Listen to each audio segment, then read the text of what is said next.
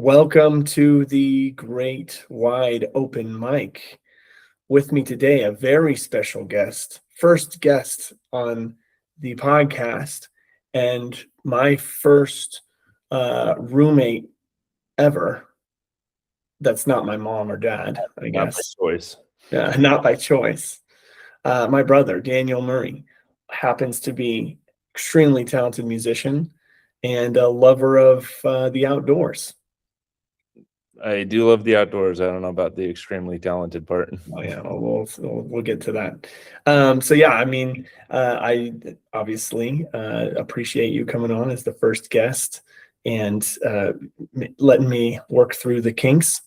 But yeah, I mean, I really just want to know we can just, without getting any pleasantries involved at the beginning, just let me know, like, how did you get introduced to music? You could probably talk, we probably know a lot of the same stories, but I would be interested to know, like, what are your earliest memories of music and what do you think, or how important do you think it was in your upbringing? Yeah, I mean, obviously, I thought about this a little bit before jumping on with you, but like it's sort of cliche to say, but I would have no clue who I am or who you would be without music in our family as much as we had it. The first memories I think I have is at grandpa and grandma's house, just playing or watching grandpa and our uncles play and aunts play. I remember mom playing piano in our house, and I remember dad's just absolute love for classic rock music and all the bands he shared with us. But personally, I think you picking up guitar inspired me, but I just remember being a few years younger than you and not being able to get it. Not just not understand it, but like the strength it took. I think I was a little bit behind you. I remember playing the black, it wasn't a Gibson. I think it was a Mackie. It was weird. I think it was Tommy's Les Paul knockoff. Yeah, but I It was remember Mako, I think was the. What's that? I think it was called Mako. It was Mako, that's what it is. Mako. Yeah, I remember. I think our Uncle Steve brought it back from the Persian Gulf War or something. Or I just remember that. I remember acquiring it and just kind of being a little intrigued by it, probably at I don't know, 9 or 10 years old, but trying to play guitar at that age, and it just wasn't happening. And I don't think we had any nylon string guitars in our family or ukulele that would have been a little bit more approachable. Yeah. But I didn't lose the interest in it by any means. And then I think at 13, after you started playing more with friends and just having friends come over to our house and stuff like that, just being completely just taken aback by it. And as soon as I learned a few chords, I feel like the knowledge I had in music skyrocketed the first couple of years, and then it just has maybe increased a tiny bit since then, but has plateaued ever since. But I just remember those first couple of years just loving it, and just loving the fact that I could play a whole song through. It's funny you mentioned the Mako guitar, because I actually didn't even really remember that, but I think the only reason it was in our house is because I borrowed it from our Uncle Tommy to learn how to play, because I just wanted to mimic them, just like you said. Similarly, I loved always going to my grandparents' house and listening to them all play music. I thought was just the coolest. And I wanted to play, and we didn't have money to buy a guitar. And so I kept borrowing that from Tommy. And I think eventually he's just I'd borrow it for a week and then I'd bring it back. Yeah. And then a week would pass, and the next time I'd be like, can I borrow it again? And then he's like, just keep it at your house, man. And that was awesome. Yeah. I remember playing that through a kind of crappy, just small Fender amp that I bought out in the backyard once I got a little bit older, trying to. Yeah. Those were the earliest memories I think I had taken to music. And do you remember any of the early bands that you listened to or that you really caught on with? I mean, like, I know that we were kind of forced to listen to dad's music until I was like, I don't know, 12. And then I remember getting my own CDs and CD player, and that I like just changed my whole world. I remember being like 7 or 8. It was probably like early 90s, and Johnny had that Spin Doctor CD that we Yeah. just listened to like crazy through a summer. And then like, I don't know. I think that kind of like jam band feel was kind of like early, like introduced to us kind of early, as embarrassed as I became of some of that stuff over the years. I think that was instilled in us pretty young.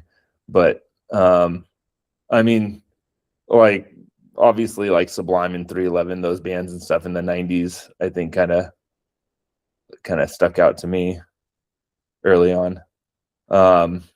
What else? I mean, definitely a lot of the classic rock I really like that dad shared with us. And I mean, still to this day, I remember like some of the folk songs that grandpa and our uncles would play in the living room, the older folk songs that I don't even know who like wrote them necessarily, but yeah. And then, I mean, you got to talk about how did you, so you were in a big, one of my favorite bands of all time, Issue 10.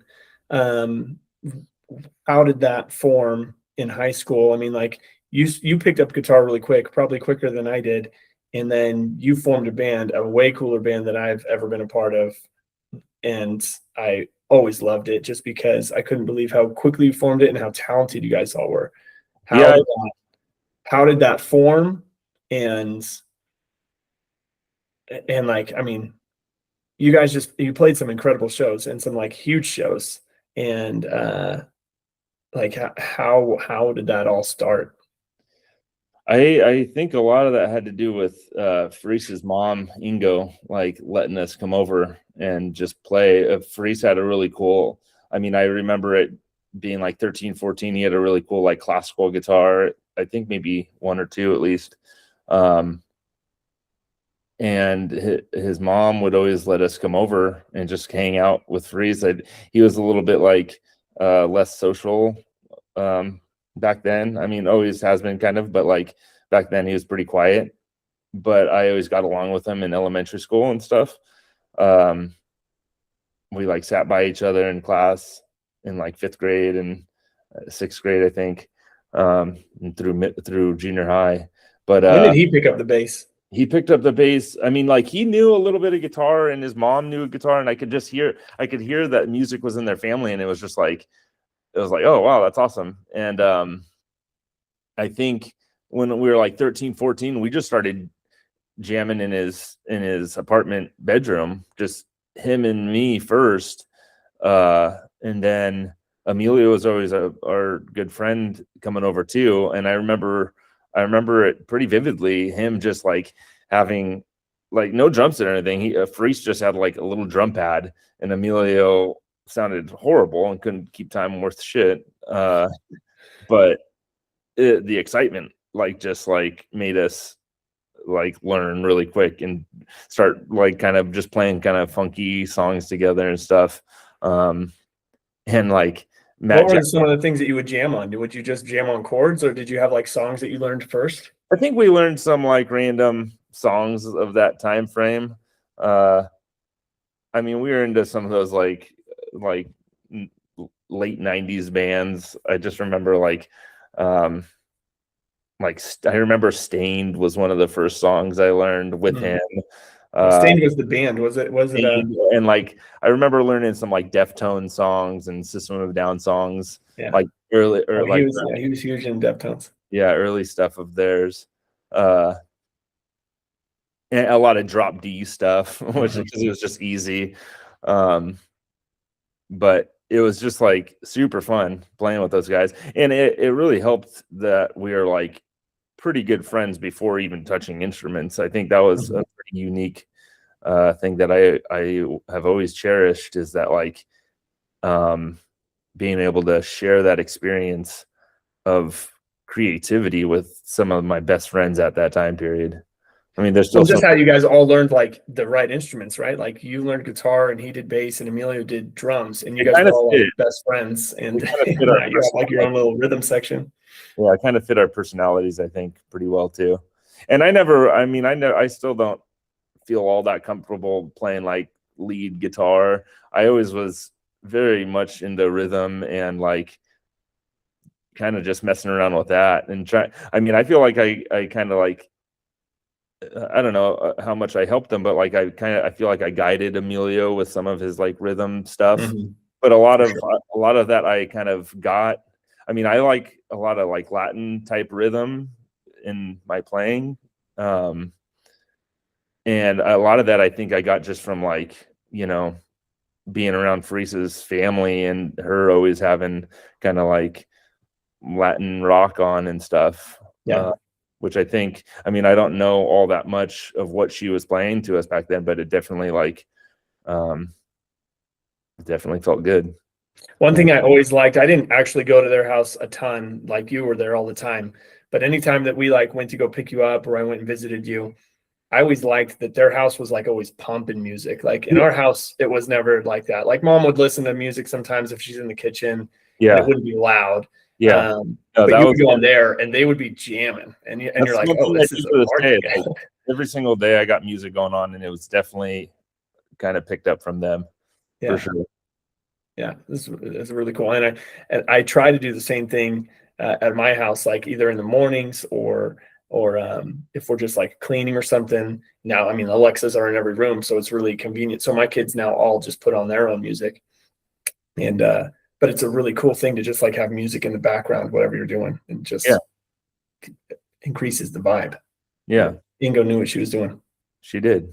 And I mean, like someone, I mean, I don't know, like someone like her, you look back on even to this day, it's like she hasn't had an easy life by any means. And it's just like, it was such a necessity, I think, rather than just like a pleasure, Yeah, I think it just like kept her mind happy, yeah, as can be, in yeah, the wake of like, I mean, Frisa's dad left pretty early on, and she raised him and Carla. I mean, from the time he was like, I think 10 or 11.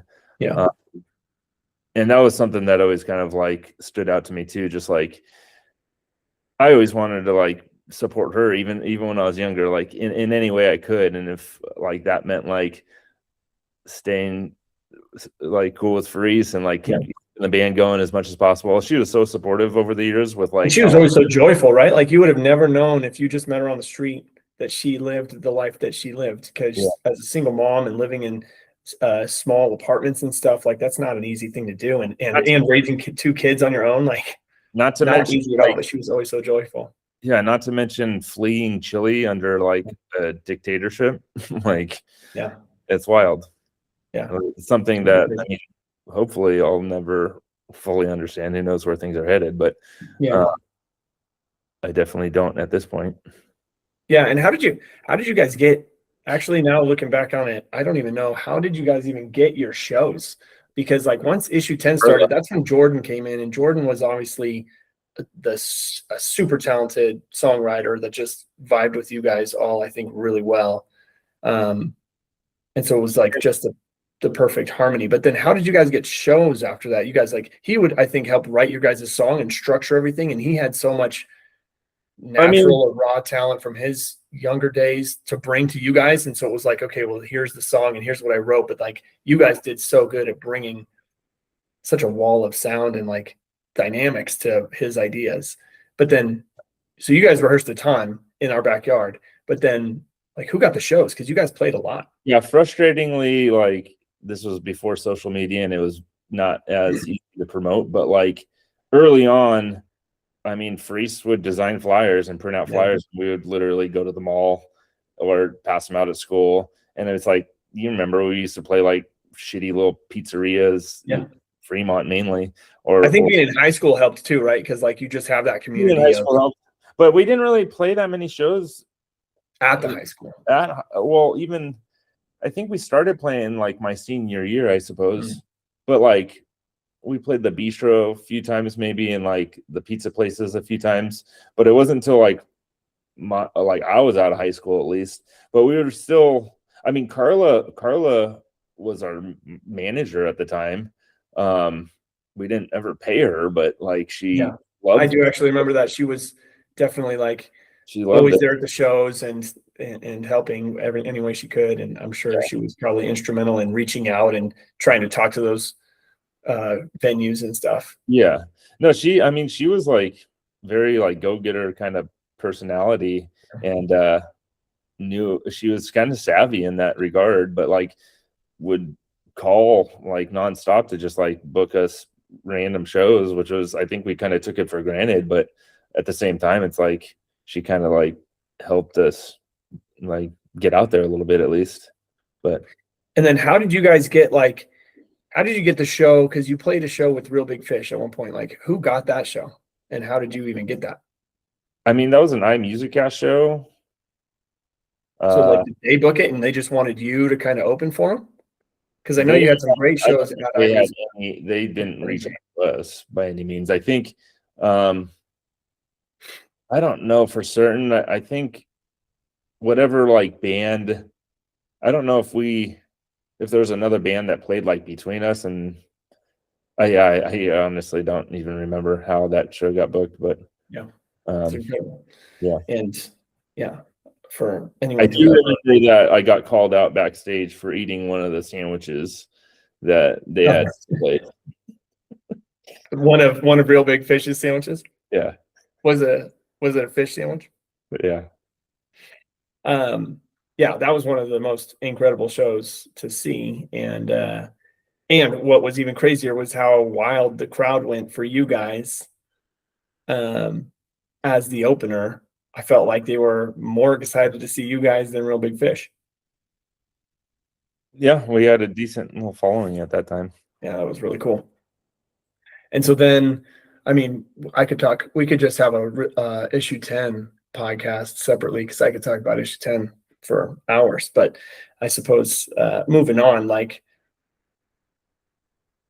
the band evolved. How do you feel about how it evolved and where? I mean, obviously it kind of fizzled out in the, I don't know, mid 2010s, or I don't know, when did it fizzle out? Probably even earlier than that, right? 2010. Well, we tried to like bring it back as like Mudcat at one point, but it was I mean, like we lost the brass section pretty, other than Jordan playing saxophone, we lost the brass section due to like college and stuff like that, and them moving away, some of them moving away. And sadly we lost Tyler just for like headbutting in the band kind of thing, not literally. But yeah. Yeah. What was the question? Yeah, well, no, yeah, I mean, like, it's just obviously a bummer. And then, I know, hopefully anyone who ever listens to this goes and looks up Jordan McMurray. He still makes music, and Yeah. because it was all before social media and streaming, like, nobody ever released any of your guys' music. So I have a bunch of it like saved on personal computers that I listen to. But other than that, like, I don't know who still listens to it. If you have maybe physical CDs, I'm sure there's still fans out there. Yeah. But yeah, it's a good, definitely treasured memory. Yeah. In my early days. It was very disappointing personally, like when we did break up, because like I really felt like we were like elevating creatively to a point where like it was because, I mean, like I already felt that we had an originality, but like it was going to a like new place that was like really exciting to me personally, and then personalities just clashed, and I think we we're just too young to like, and we all had too much baggage. It's like I feel like I personally have had baggage from like our upbringing, but like not nearly as much as those dudes, you know. I mean, like, not baggage, but looking back, I don't even think we realized what you guys had. Like, I knew you guys had something special, and I really tried to push you guys, but not even close to what I think that you guys, now looking back, and how original you were. And just because you were a ska band, but you weren't just like a traditional ska band. We were all over the place, and that's what I mean. Like, I feel like we were like honing it in right when it like crumbled. Yeah. But wah. Yeah, what can you do? Such is life, I I suppose. mean, like I was thinking about it before this too. It's like just thinking about the evolution of like us as a band then, but then us as like individuals now. It's like if that didn't happen, I wouldn't have had to overcome shit, you know, Yeah. through the years and take. I mean, like I feel a lot better of like what I can do by myself musically than I ever did with that band. Like I always felt like I was like relying on others to like fill uh areas that I couldn't, where now I feel like a lot more confident as just like a solo musician. Not that I ever really play live or anything, but like I feel pretty confident in just that. Yeah. Something I didn't have before. And then what do you, I mean, like, it's obviously disappointing whenever like the bands break up and everything like that, but like, um, where, I mean, I'm a big believer that like, you know, every time you have some kind of turmoil or something like that, it kind of hones you in and makes you stronger and you have to adapt and stuff like that. I've got to imagine that like every 100 bands, you know, most bands break up and that get great, even if, you know, because it's just humans, it's really hard to live together, it's really hard to plan together. And I've only got to imagine that like even if you guys kept, I mean, you guys kind of were butting heads at the end. Even if you guys got to a level of like success, I feel like that only would have exacerbated those Yeah. issues, right? Like Yeah. if you imagine if you were offered like $100,000. Oh, we would have, one of us probably would have died or, Yeah, you guys, or yeah, it could have been much worse. yeah. Yeah. So maybe you No, guys at this point, like there are still like, I don't know, just like I do still feel a sense of disappointment looking back on certain things, but at this point, I just very much like like appreciate and cherish that that was a thing at that yeah, point in my life, you know.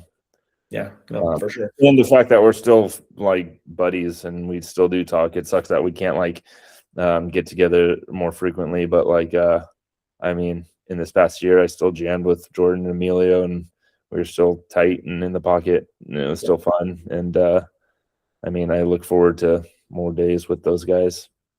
Yeah. Hopefully one day you guys will write you'll have like a 30-year reunion and you guys can write another song or two. It'll be pretty sweet. Yeah. And maybe you guys are destined to become a successful band in, you know, 2030, 2040. Or 60s or something. Yeah. Yeah.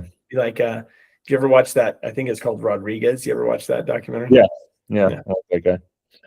Someone's gonna find your CD and digitize it and put it on Spotify, and you'll have like $1 million in royalties before you even play your first gig together. Yeah. So I wanted to ask you, so you were a part of, I mentioned the 3 tours that I've been on in the first episode, and you were a part of all 3 of those. What would you say was your favorite one, or which one stands out the most of like, I don't know, either a learning lesson or or like either disasters or the most fun that you had in one of those tours? I mean, I definitely liked the first 2 more than the third one. Yeah. I mean, they're all like amazing experiences. I loved them all. And I feel like it sucks that I haven't like been able to do anything like that since, obviously. But I mean, I think the one that was most enjoyable for me was probably the one with Freese and Amelia and Jordan, Yeah. and Ben, and like just like because that was like our first one, and like we did put a lot of heart and energy into that music, and I mean we loved playing parties and stuff, and I mean like as far as just an experience, I feel like just traveling the country with you is just as fun, but I mean like the shows themselves, I think I just enjoyed more. I mean, I was playing like what backup guitar, sometimes backup drums, sometimes with you. Yeah. And so I didn't I think I felt more like I was just kind of like filling in and tagging you along or Oh yeah. Well, and I agree, I think, with you completely that the issue 10 Martin Murray tour together was super fun, and more so fun for me was, I mean, like you guys had just written, I think, From the Bay, maybe right before that tour. And so I mean, like that was such a great little jam, and Jordan would rap over it, and it was just like such a crowd pleaser. And it was so cool to get some of those recordings because yeah, your guys' energy was like just so on point. Whenever like I would play, and I remember I'd play like with Emilio on either drums or a little bongo or something, and people would be very cordial and nice to me and would listen and would say great job after. And then you guys would come up and it would literally be like, okay, the party started. Yeah, you guys just had always brought the energy. So that tour was a really, he was a wonderful, Jordan's a wonderful singer, obviously, and a like amazing front man, and can like banter. Yeah. And I mean, like we were playing a lot back then, so it's just like we were kind of like locked in, I think, more than I even am with Emilio today. If we ever play, it's like we were just playing all the time, so it was just fun. Yeah. But I mean, like thinking about the other two tours though too, like traveling the country kind of like made it feel like on another level, kind of, in a sense, and just kind of getting to see and meet other musicians from other cities. It's like that was the first time I'd gone to some of those cities and stuff, like Austin and New York and New Orleans. Like it was such an enriching experience. And then the one up the Northwest coast, like that was, I mean, I had never been to Portland or Seattle prior to that, and those are pretty huge music towns, especially at that time. And I mean, playing bass at that point instead, right? That was just like, I mean, I know I still don't ever consider myself a bassist, but like I did try my best to kind of like fill that, you know, that gap that we had in the band where we, but it was really fun. It was really fun jamming with Jeremy, and I always loved playing like your originals more than like covers and stuff like that. It was cool. I mean, like that Six Rivers Brewery shows, I always looked forward to those. Those were always those were awesome. Super fun. Yeah. And or anywhere, anywhere on the coast, like when you can see the ocean while you play, it's like not that we could see it there, but I'm just thinking of like Half Moon Bay and Half Moon Bay, the Sam's Chowder House shows were super fun. I love playing at the Crow's Nest. Those were awesome too. But yeah, so then what would you say?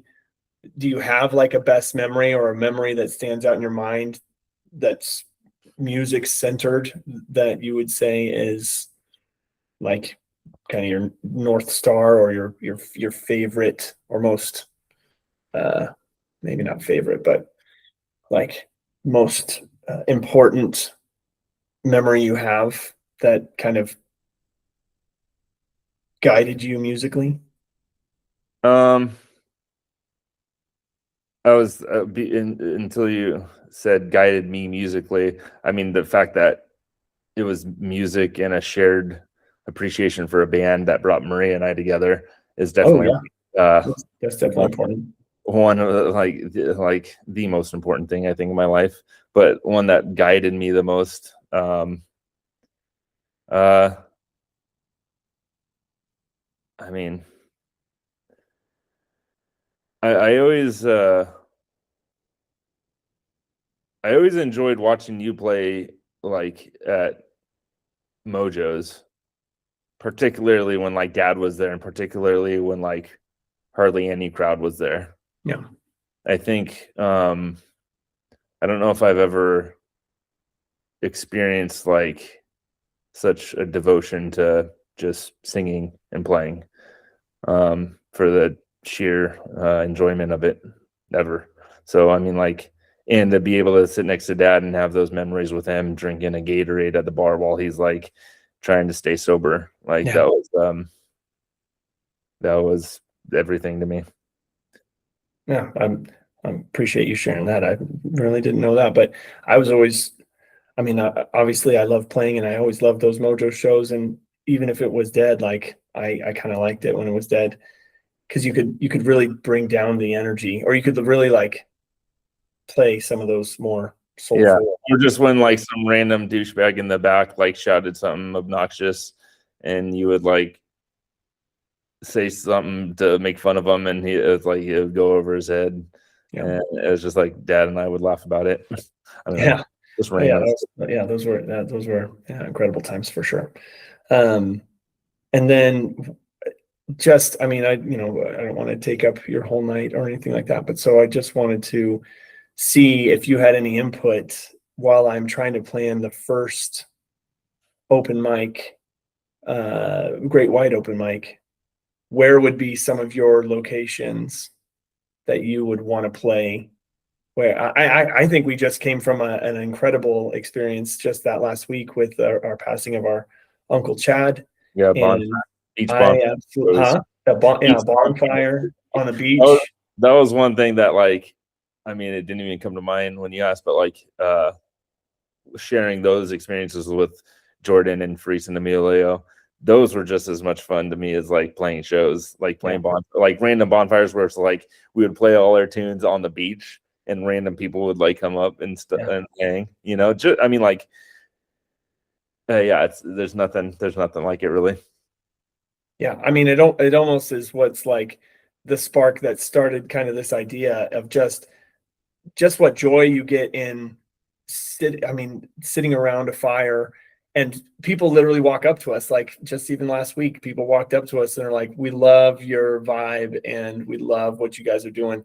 And there's just such a connecting factor or force when you're playing music in an outdoor beautiful setting or like around a fire, and people are kind of gathered in love and a community. And really those experiences, I think, are what really sparked this idea. But So yeah, like my my dream still, and I had this dream long ago, ever since I got my little solar powered PA. But my dream is to play, at the top of Mission Peak. I don't know if East Bay Regional Park is going to go for that ever, but I think that's something that like you don't ask a ranger. you just And a then little like, gorilla show. Do like U2, yeah, that YouTube video where the streets have on me. Or I think Beatles did that too, right? That they have yeah, that. I honestly, if I was still a ranger there, I would be a little bit more like hands tied. But now that I'm not, let's do it. Yeah. Just go for it. Well, one day you're gonna see I me know coming the down hour, in I know the handcuffs. hours they work. So I What's mean, like, that? I know the hours they work. Oh yeah. So like, I know when like the Rangers are going back to the office. But no, you can play in my backyard, or there's in Redwood Park actually. There's this old church. I meant to send you a picture, but there's this. It's called the Old Church. There used to be a small church that was like brought in from, where was it? It was out on Treasure Island or something like that. And I don't know the whole story, but somehow they like brought it, or like maybe broke it down and then pieced it back together out here. But there's this old like concrete platform that used to have a, like, I don't know, single room like church that was probably like maybe 400 or 500 square feet tops. But it's all just concrete now, but they've set up like some benches around. It's just like it's like a mini version of like what's out in Armstrong's Grove, Oh out yeah. the Russian River. That almost sounds perfect. That's Like a exactly what I'm looking for. it's like a mini amphitheater. Yeah. But it'd be awesome. You could get like 20 people out there to like watch. It would definitely be a good start. Yeah. I'm gonna put that on the list. Yeah. But I don't know, permitting. No, I don't know. You might have to look into that. yeah, But I have. or you just like camping out. Like we have a couple of campsites, and like we played music last year out here. Yeah. Yeah, So that would be cool. that And would I be mean, yeah, ideally, I'd love. I mean, ideally, if I grew it, if I did my job, and I helped this community grow big enough, I would love for it to be like a outdoor music festival one day, where it's like thousands of people come, and like a shoreline show or almost. But I still think that the best shows are going to be the early ones where it's intimate and small, and only Yeah. 5 people or 10 people are there, and yeah, I'm just kind of excited to kind of plan all that. I'm probably going to do a first few out here in Utah to get my feet wet and to see if I can attract any musicians and artists to come play with us. But yeah, You definitely let me know the next time you're out here, because I can like either plan a party at our house and get some people over for music, or we can plan a camp out. yeah, I'll be out there in June. I won't have all my gear, but We do got Russian River. Do a Russian River that too. Mike. Yeah. Be cool. Well, Daniel, I very much appreciate your time and for contributing and being a part of the Great White Open Mic podcast history. This may one day go on your grave tombstone because it's going to be so monumental. Yep. Or it might be listened to by mom. Yeah. Over and over. You get a lot of listens, but it's just mom. Yeah. Like I got 3 million streams, but it's all mom. For whatever reason, the only one that is listened to is the brothers one. But yeah, appreciate it. I love you, and I'm so stoked that we've played so much music together and written songs together. And I hope that we write and play more, obviously. And I know we have many more shows to come. Yep, I agree. Love you too, Martin. All right, Dan. This is the Great White Open Mic. Great White. I don't even know the own name to my own project, but the Great Wide Open Mic. Signing off, and I appreciate it. Have a great night. Tell Maria that we say hi, and I'll talk to you soon. Will do. Love you. All right. Later. Bye, Dan. Love you too.